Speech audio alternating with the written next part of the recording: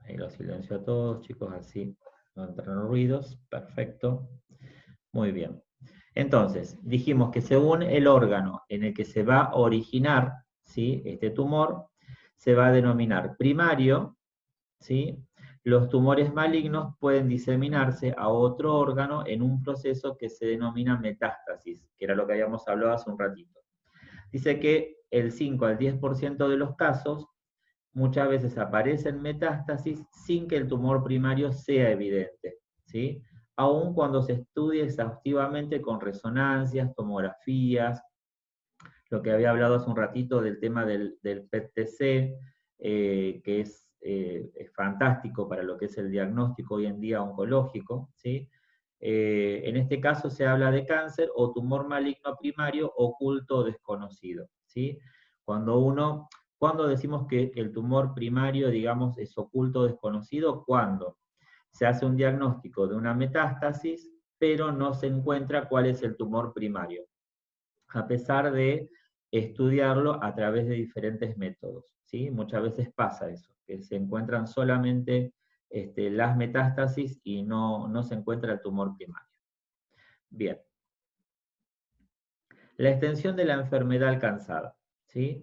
Al determinar, dice, la extensión, se ubica la enfermedad en un estadio, ¿sí? Ustedes habrán escuchado que hablan muchas veces de un tumor y que el tumor, dicen, es estadio 1, es estadio 2, o a veces hablan de lo que se llama el TNM, ¿sí? Ahora vamos a ver más o menos de qué se trata ese tema y qué sería, digamos, un estadio, ¿no? La extensión de los tumores se describe empleando un sistema que es de uso universal. En todo el mundo se utiliza este método que es TNM, ¿sí? La T es por el tumor, la N es por los ganglios y la M es por la metástasis, ¿sí? Es decir que en base a eso hay combinaciones de cientos de combinaciones de acuerdo al estadio del tumor. Es decir que si yo digo, por ejemplo, que tengo un tumor con un estadio, un TNM de 1, por ejemplo, un T de 1, quiere decir que ese tumor es un tumor que está localizado, que no tiene compromiso de ganglio, entonces sería un 1, 0, 0, ¿sí? ¿Por qué? Porque sería que está localizado el tumor está, no tiene ganglios, por eso es 0, y no tiene metástasis, ¿sí? Si yo digo un T1, N2 y M1, quiere decir que ese tumor ya tiene compromiso ganglionar, a pesar de ser un estadio 1 por el tamaño, por ejemplo, pero que ya tiene metástasis a distancia. Entonces ya está hablando de otro tipo de tumor con otras características y que va a requerir obviamente otro tratamiento diferente, ¿no? La combinación, dice, de cierto T, cierto N y cierto M va a definir un estadio, ¿sí? Existe un TNM para cada tumor que en general se consulta en diferentes tablas. La idea es que ustedes no tienen por qué saber las tablas ni nada de eso, pero sí por lo menos que tengan una idea que si les hablan de un TNM o si les hablan de un tumor que está en estadio 1 o un tumor que tiene metástasis, sepan, digamos, que es un tumor más avanzado, un tumor en estadio 3, que un tumor en estadio 1, ¿sí? Entonces, fíjense, ese estadio, si está en 0, son tumores in situ, es decir, que están localizados en el lugar y que no son invasores, o sea, no tienen contacto con la circulación, ¿sí? Era lo que habíamos hablado hoy. En el estadio 1 son tumores pequeños sin compromiso ganglionar, es decir, que no comprometen, o sea, en la N sería una N0, ¿sí? En el estadio 2 son tumores un poco más grandes o con compromiso tumoral limitado. En el estadio 3 son tumores localmente que ya son más avanzados porque tienen un tamaño específico. Esto a su vez los estadios y los tumores se diferencian de acuerdo a los tamaños, ¿sí? Y para cada tipo de tumor hay toda una nomenclatura que si mide más, menos de tal tamaño, ¿sí? Pero no es el objetivo. Y en estadio 4 ya es cuando tenemos un tumor con metástasis, ¿sí? ¿Cuáles son las características particulares de cada tumor? ¿Sí? Además del tejido y órgano de origen y de su estadio, los tumores malignos pueden presentar diferentes características clínicas, histopatológicas y moleculares particulares que los diferencian entre sí. O sea que cuando uno tiene, digamos, una sospecha de un tumor o un diagnóstico de tumor, siempre el diagnóstico, nombre y apellido, lo va a tomar la anatomía patológica. Cuando hacen la biopsia de ese tumor, ahí vamos a saber el nombre y apellido de ese tumor, ¿sí? Bien, entonces, acá ya estaríamos terminando con esta primera parte, ¿sí? Que tiene que ver con el tema del tumor. Resumiendo un poquito todo esto que hablamos, es que un tumor, habíamos dicho que podía ser benigno o podía ser maligno, ¿sí?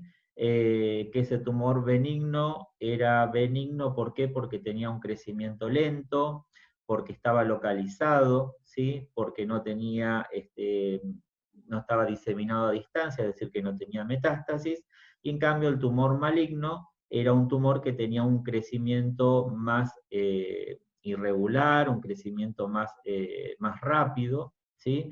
Y que a su vez este tumor maligno se comportaba también porque producía, digamos, metástasis a distancia, ¿sí?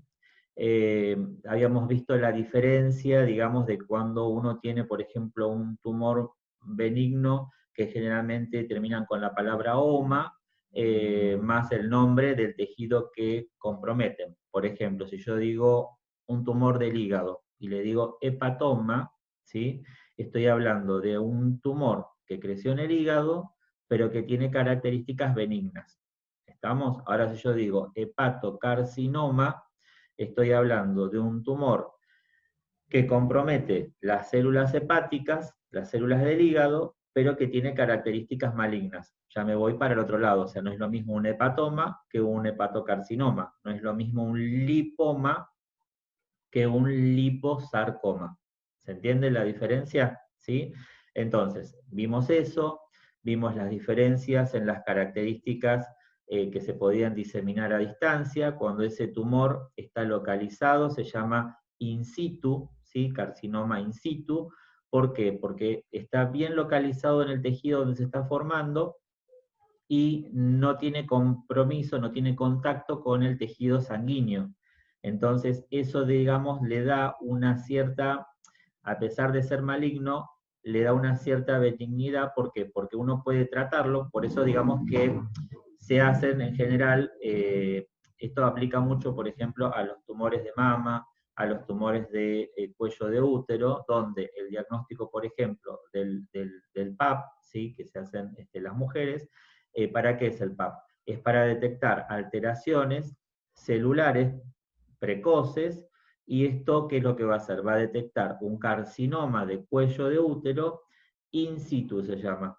¿Sí? Entonces, ¿cuál va a ser el tratamiento? Muchas veces el tratamiento va a ser localizado a nivel del cuello, se hace el tratamiento quirúrgico a nivel del cuello del útero, y eso ya automáticamente da un 100% de curación de la paciente. Por eso es que cuando uno quiere hacer un diagnóstico, en general siempre hay que tratar de localizar el carcinoma in situ, se llama, ¿sí? Porque tiene, digamos, un pronóstico mejor, ¿sí? Entonces, eso sería más o menos resumiendo un poquito las características de lo que sería el tumor, y que tenemos diferentes tipos de tumores. Y bueno, más o menos es como para que ustedes tengan una idea de lo que sería, digamos, un paciente. Obviamente que cuando llega a un estado de cuidados paliativos, obviamente no es porque tuvo un tumor benigno, sino que es un tumor maligno que fue comprometiendo, que fue generando metástasis. Esas metástasis generaron metástasis en la columna, que generó, por ejemplo, una imposibilidad para que el paciente pueda caminar, eso lo postró. Generó una metástasis a nivel cerebral, con lo cual el paciente terminó con una parálisis que también le impide, digamos, el movimiento. Se entiende cómo va avanzando, digamos, lo que es el tema de la patología y a dónde apuntan los cuidados paliativos, ¿sí? Que de acuerdo, lo que hablábamos el otro día, de acuerdo a qué es lo que tiene comprometido el paciente y por qué es importante que el cuidador tenga, digamos, un diagnóstico del paciente, ¿sí? Saber qué tipo de tumor tiene, qué tipo de estadio tiene, ¿sí? Entonces ustedes van a poder abordar el cuidado de una manera distinta, ¿sí? Así que bueno, eso sería desde mi parte, ¿sí? Así que esperen que dejo de compartir la pantalla, a ver, acá. Bien, bueno, estamos de tiempo. No veo el contador de tiempo. Vamos a pausar acá sí, finalizamos acá la grabación.